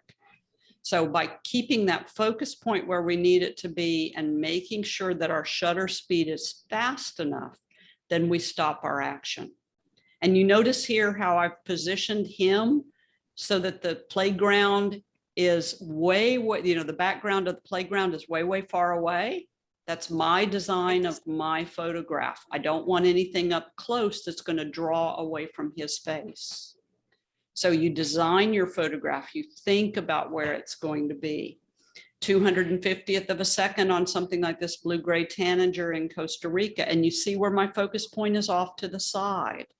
Makes the photograph a lot more interesting than the subject being right in the middle all the time. And so being able to move those focus points around is a wonderful feature on these cameras. And then 500th of a second shutter speed is what we need for the whale's tail. And 500th of a second shutter speed is because water forms balls at 500th of a second. So if I want to make sure that I'm stopping a splash, I need 500th of a second or faster to stop the water. So water forms balls at 500th of a second. Now, in a photograph like this, sometimes we don't have a fast enough shutter speed. It's overcast, we don't have enough light or whatever. And if we don't have a fast enough shutter speed, there is one more tool in the toolbox that can give us a fast enough shutter speed, and that's called your ISO. An ISO, you can look on your camera and you can see your ISO button is pretty easy to touch. And I've told you all to set it at 100 if you're a Canon and 200 if you're a Nikon. So don't change it right now. I just want you to leave it there, 100 or 200. When you have your camera set at 100 if you are ISO, if you are a Canon user, and 200 if you're a Nikon user, Sam, yours is 100 also for Sony, then that is your baseline best ISO. You get your best colors, you get your best clarity, you get your best crispness at ISO 100 or 200. If you raise your ISO higher to 200 or 400 or 800 or 1600 or 2000, you are going to degrade the quality of your photograph. But sometimes that is the only way we can get a faster shutter speed. So you all saw that in your house, you got a shutter speed of about a 20th of a second, if not a 1/4 of a second. But if you wanted to take pictures in your house, then we could raise the ISO. Don't do it right now. So for example, this is a photograph that I took when we were spending the night out in the Sahara Desert on a workshop to do some night photography. And the men have fed us and we're going to go to sleep in those tents later on tonight. But while we're waiting for the sun to go down, the men are playing their drums around the campfire. This is a photograph I am not going to miss. I am going to get this photograph. So because we're at twilight to get this photograph, I had to raise my ISO to 3200. And I told you that the baseline best ISO is 100 on a Canon or 200 or a Nikon. So by raising my ISO to 3200, I'm able to stop most of the movement of the men. But if you look closely, I'd never stopped their hands because they were drumming pretty fast. But you know, the rugs look good and the fire looks good. And don't think I'm really roughing this because there's a flush toilet in that tower back there. So, you know, don't feel sorry for me totally. You know, we're not totally roughing it. But if you blow the picture up, you see what I'm talking about. That's grain and that's noise, and that's degrading the quality of the photograph to raise the ISO. Now I can move it through noise reduction software in Adobe products like Photoshop or Lightroom, and it can look a little bit better, but I can never recover those hands because I didn't have a fast enough shutter speed. But if in the event we want the photograph, then now we can raise the ISO to give us a faster shutter speed and allows us to take pictures under various lighting situations. So this is a jaguar down in the Pantanal, Brazil. He's walking, so I need at least a 250th of a second shutter speed, except my photo tour and me, are in a boat because we can't get on the shoreline in this area. We humans have to stay in the boat. I've got 12 people in a aluminum flat bottom boat, and with a motor on the back and a boatman standing up in the back. So that boat is just sloshing all over the place, and we're puttering along following the jaguar, and all the photographers are moving trying to get their photograph. So I need 2,000 to 4,000th of a second shutter speed to stop my movement and the jaguar's movement. But if you look at it pretty close, it doesn't look bad. And that's because the higher end cameras have a better high ISO. So the more expensive your camera is, the better your ISO is going to be, high ISO is going to be. The less expensive your camera is, the less expensive it's going to be. But if you want the photo, I say raise the ISO because it's your photo. And so if we want the photograph, then we can raise the ISO. So that ability to raise the ISO now allows us to photograph in places that we couldn't photograph before. This is a cologne shop in Florence that I always like to take my people into, not only so we can buy cologne, but also so that, you know, we can photograph.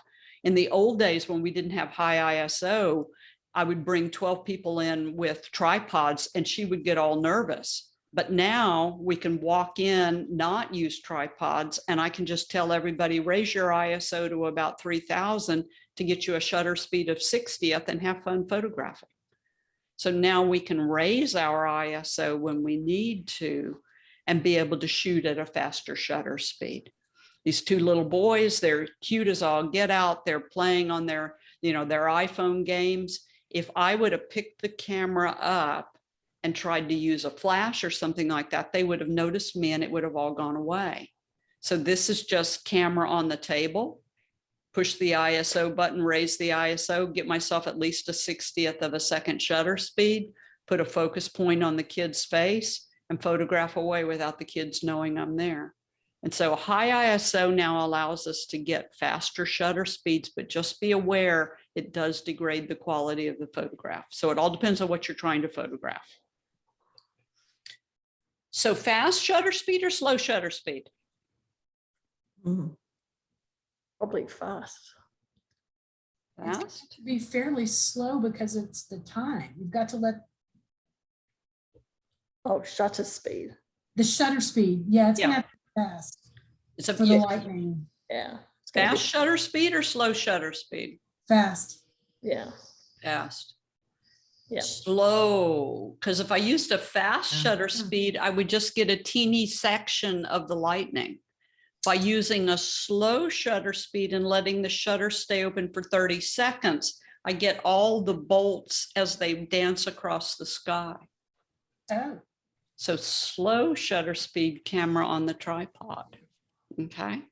clever. Fast shutter speed or slow shutter speed? It's a fast one. Fast one, exactly. How fast do you think? 500. 500. 500? What do you think? Acrobat. Now she's twisting and turning in the air. So she's not just making one leap. She's twisting and flipping and turning. What do you think? How fast? 500. 500? At least 500. Yeah. 500? Okay, this is your 4,000 or 8,000. Oh, wow. And you see that I'm on an island out in the Greek Isles. I got plenty of light.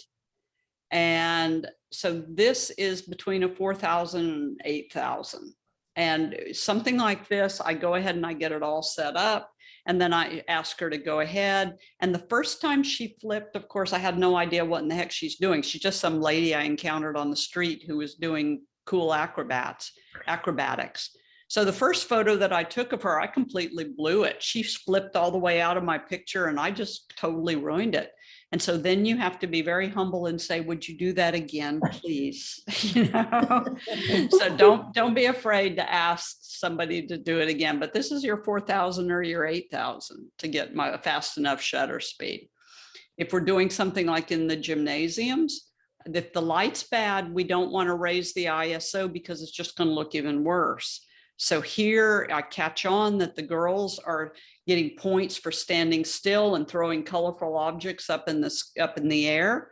So since they're standing still, I could use like a 20th of a second shutter speed if I held my camera real still. And now the flags blur to make it look a little more interesting.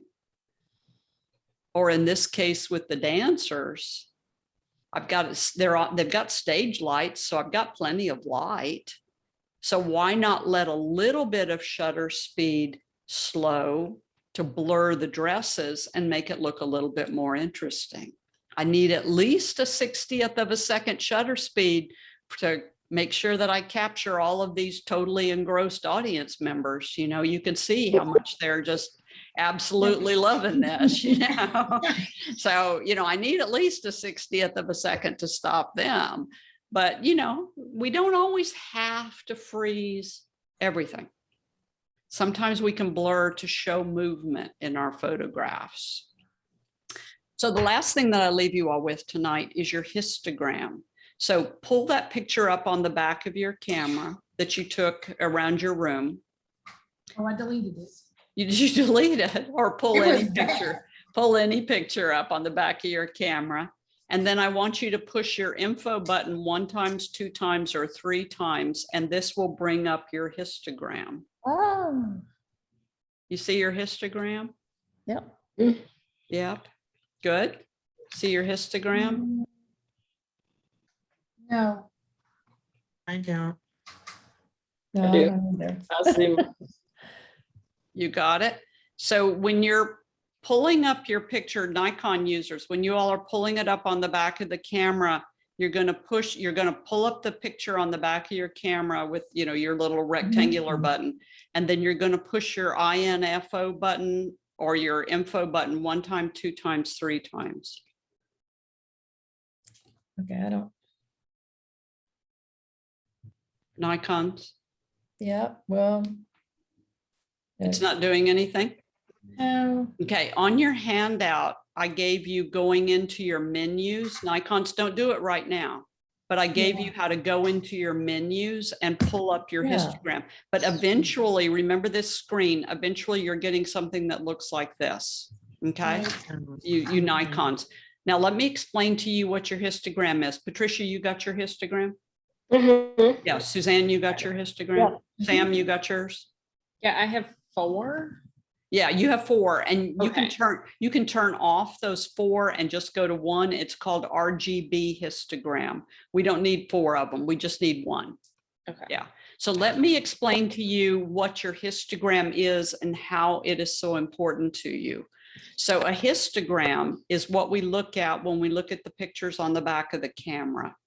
A histogram is if we took this picture over here of this cat asleep on the couch and we converted it to black and white, and then we graphed all possible black and white tones. There are 250 possible black and white tones. So your histogram simply shows you how many of each color pixel we had, and it's in a graph form. That's all that is. So your histogram is showing you whether you captured all the possible colors in that photograph. So what your histogram, why we're concerned about the histogram is if it starts over here in the left corner, that's the black corner, and goes all the way over to the white corner, that's the right corner, as the bottom one shows you, then that means we captured all of the possible colors in the photograph. If your histogram is like the top one and doesn't include this area right over here, which is the dark colors, I can always take some of these pixels and move them over and darken them, and I can make fake pixels. I cannot fake anything that is spiking up the right side. Spiking up the right side means that I overexposed it. So if Suzanne and Patricia, when you all see your histogram, do you all also see the blinkies? Yeah, the little round thing that keeps doing that. That keeps blinking? Yeah, y'all see the blinkies? Okay, Nikons, have y'all ever seen the blinkies on the back of your camera? No? Okay. No. Sam, have you ever seen it on the back of yours? Yeah, mine's doing it. Where it blinks? Okay. Oh, like you mean when you're looking at the actual photo, it's blinking on the Uh-huh. photo? Oh, yeah, I saw. Yeah, you've seen that? Okay, this is called the highlight indicator, and Nikons, it's in my instructions how to turn it on for Right. you all, because you'll have to go into your menus and you have to turn it on. So in this photograph of this cat, come back with me for just a second, look at this photograph of this cat. So in this photograph of this cat, I look at this picture and this is what I want to take, or this scene, and this is what I want to take. The sun is coming through the upper right-hand corner of the window. I know that that means the sun, when I look at the picture on the back of the camera, is going to be blinking at me to tell me you've overexposed it. It's trying to warn me that I've made a mistake. I know it's going to do that. But the first time that I turn my camera vertical, frame up my photograph, and take the picture, focus on my cat down here, the window blinks, but the floor blinks, the couch blinks, and the cat blinks. So that means I've overexposed the cat, I've overexposed the couch, I've overexposed the floor, and the window's overexposed too. So that means I pretty much blew that photograph. That's this first histogram that you see up on the top. So I have a whole lot of white tones leading to the edge, but it's the edge that concerns me because those are how many pixels I completely and totally blew. And you notice that the edge, that graph goes off the top of the graph. That means I'm off the top of the graph with how many pixels I blew. So that's what that means. And that's all the blinking. So the second picture I take, because we are not going to be defeated. The second picture I take, instead of putting the light meter in the middle, I underexposed by 1. I didn't put it in the middle. I went toward the negative, one big block. Sam, -1 on your camera. And then I took the picture again. Second picture, corner of the window is still blinking at me. Floor's looking good. It's not blinking at me. Couch is looking good. It's not blinking at me, but the cat's blinking at me. So I don't have any detail. There is no detail in the cat fur. So the third picture I take, this histogram is leading me to a properly exposed photograph. The third picture I take is not 1 stop underexposed, but 2 stops underexposed. And when I go 2 stops underexposed and take the picture, the corner of the window is blinking at me. The floor is no longer blinking. The couch is no longer blinking, and the cat is no longer blinking.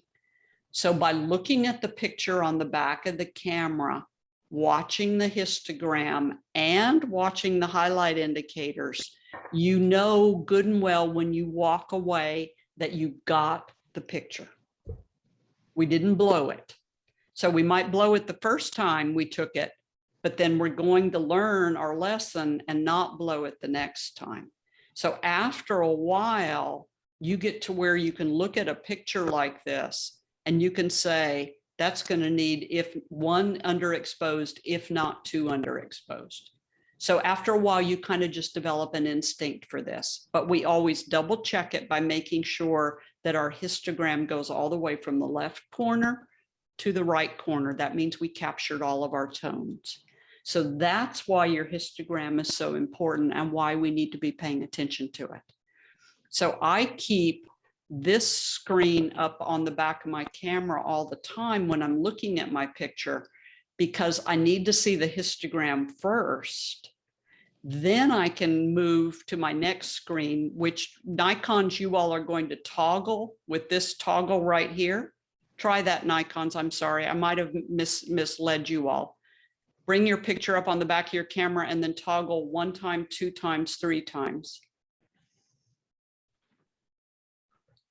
Canon and Sony, y'all should be okay. Not working, Nikons? I do, but I have 4 different You have 4 histograms. screen. Yeah, you have. Yeah. Me too.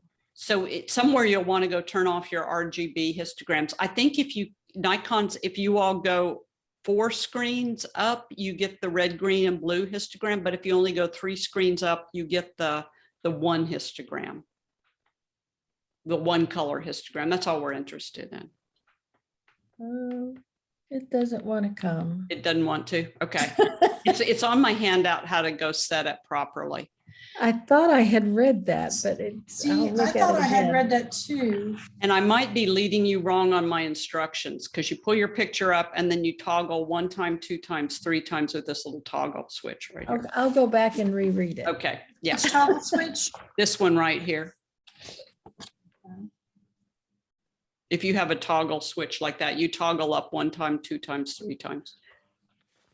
There it is. Yeah. And by the way, your toggle switch is like Suzanne's. It has to be unlocked. Otherwise it doesn't do you any good. So keep that little booger unlocked. Okay.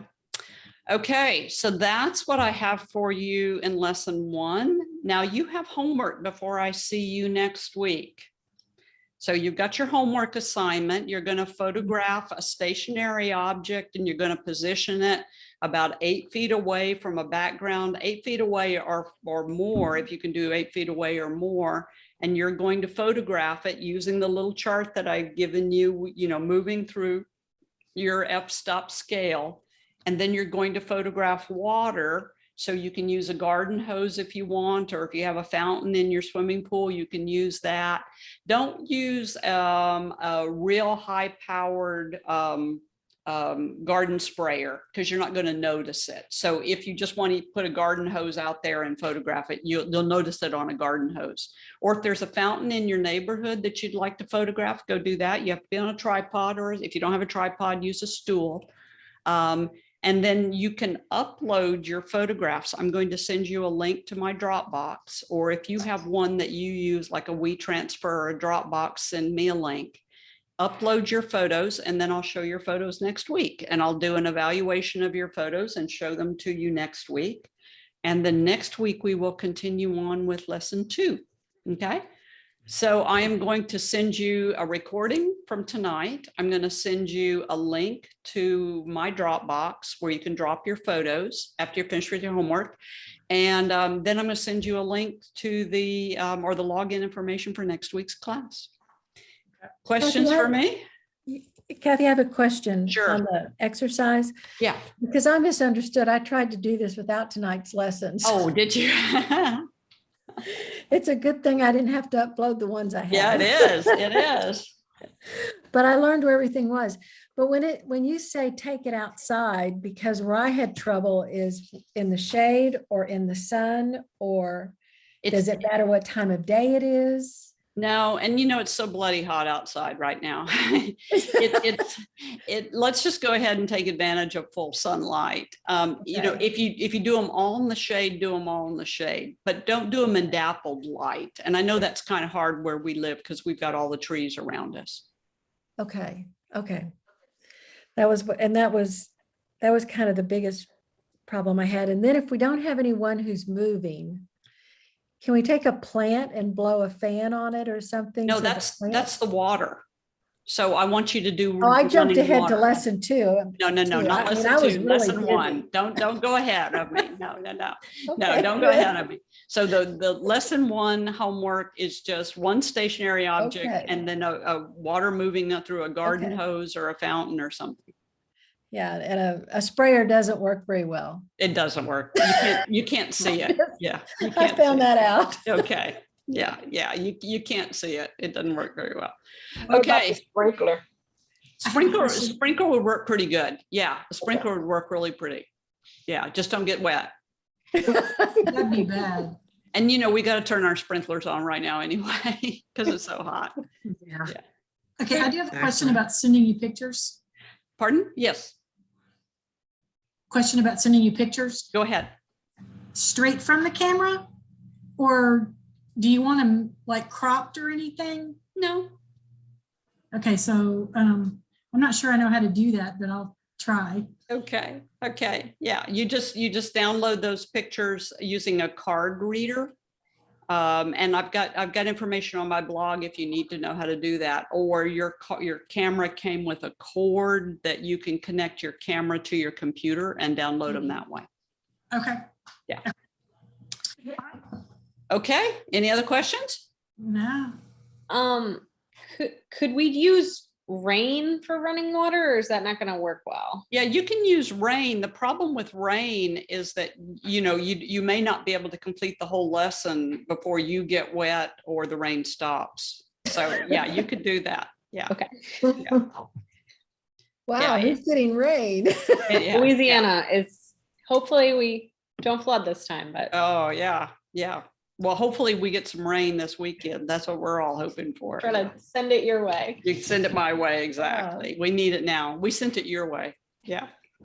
Okay, guys, I will see you next week. Same time, same place. Okay. And we'll continue some more.